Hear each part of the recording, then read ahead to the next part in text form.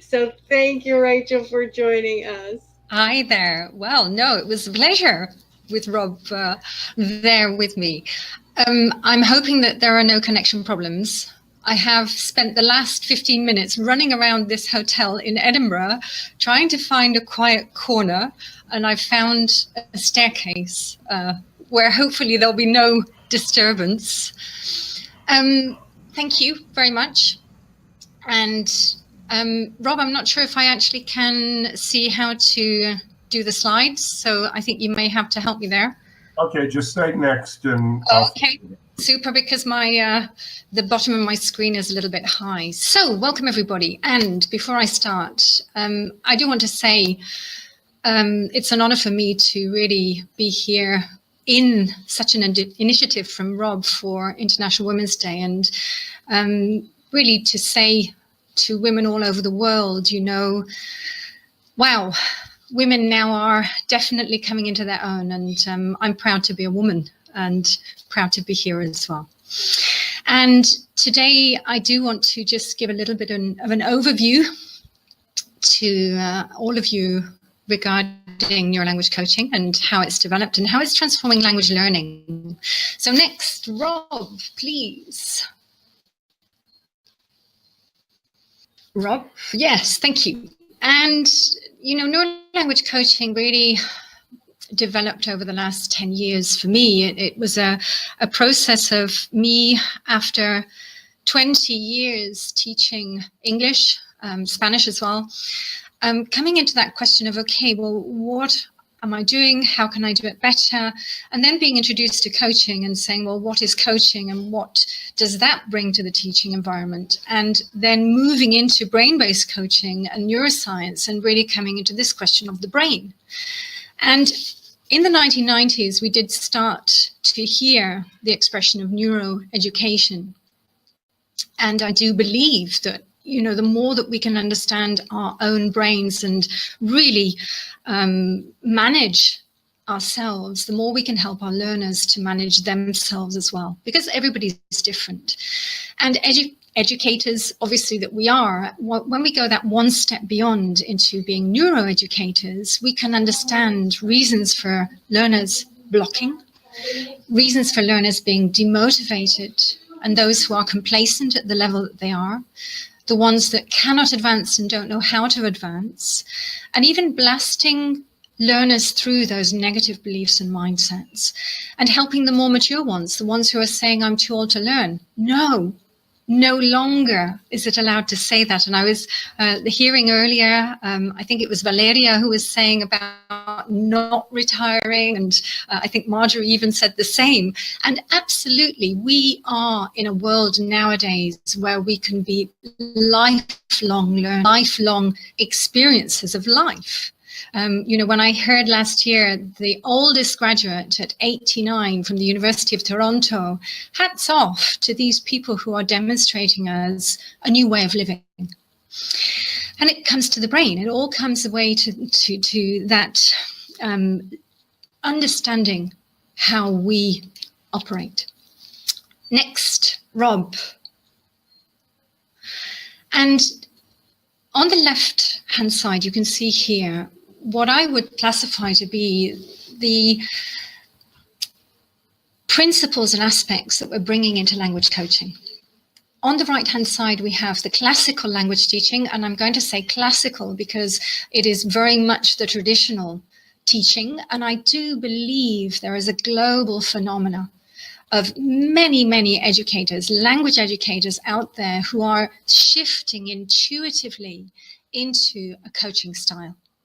And most of the people coming onto my course are already doing a lot of this and don't know what they're doing, but they are doing it differently, and they are intuitively coming into a new style. Now, language coaching is much more than just having a chat, as Rob definitely will agree, I think. We need to shift learners. We need to adapt. One of my ladies in the last course works at the university in Canada, and she said that the teachers are scratching their heads because they don't know how to get the learners learning nowadays, because their brains are changing. We've changed with modern technology, we've changed with circumstance, and we need to understand how to help these new learners. We need to get them to be very active. We need to make a difference between motivation and reason for learning. Many teachers don't go beyond what's the reason for learning. We have to find the passion and the spark. As coaches, we have to be empathetic. We have to know how to keep them engaged and motivated all along the way and committed, which is something that a lot of people struggle with. And we have to get them to take the responsibility and ownership. It's not enough now for us to be doing everything. We know from the brain that the person who does it learns it. Absolutely. The person who does it learns it. So if we have a teacher doing everything, what is the learner learning? And I always say when we're with a learner, we don't need to be using the books. We are the resource. They can create their own books. Books are fantastic as triggers, motivators, but then also as self-study, for them to go away, discover, explore, and come back to us to interact and get them talking. Teaching is also kept to a minimum. We reduce the style of directive. We no longer are directive, instructive, mandatory. We come into this non-directive, very, if you like, permissive style of introducing information. And one thing that I think that teachers never think about is how cost-effective are we? And as a professional coach, we come into being a professional service. And as a professional service, yes, we are accountable. Yes, we are looking at being cost-effective. Next, please. So neurolanguage coaching absolutely integrates all of the principles of coaching. We are accredited by the International Coach Federation. We follow their principles, their guidelines, their ethics, their tools, and the competences of being a coach.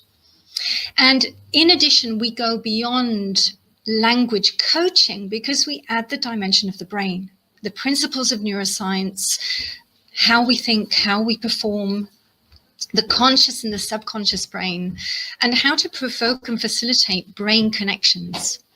We introduce new models and tools, and we also chunk down. So we learn that the brain looks for patterns, connections, and the brain itself is constantly chunking down to get information in. And all of this is in a framework and a structure which adapts to you, because we are, as educators, we're all different. We all have different personalities. And obviously what each and every one of you already have is your language expertise. Next. So the first part of the course is very much about what is a coach. And one lady on my course that September, after we'd done some initial coaching, because I get everybody coaching right from the beginning, and we come into that life coaching, what is it? And one of the ladies absolutely admitted that it was a lot harder than she'd ever imagined.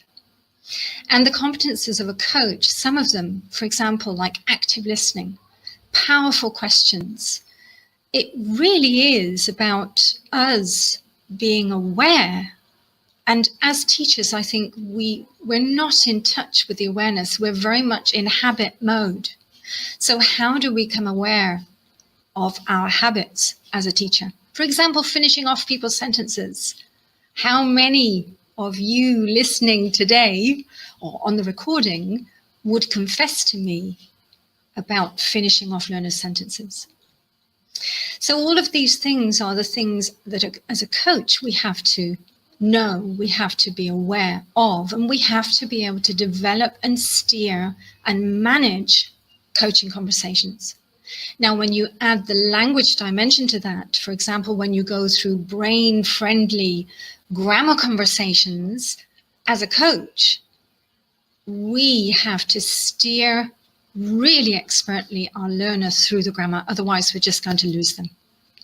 I think the smiley's there because I have very little time left. So next, we go on to the neuroscience on the course. We go very deeply into the brain.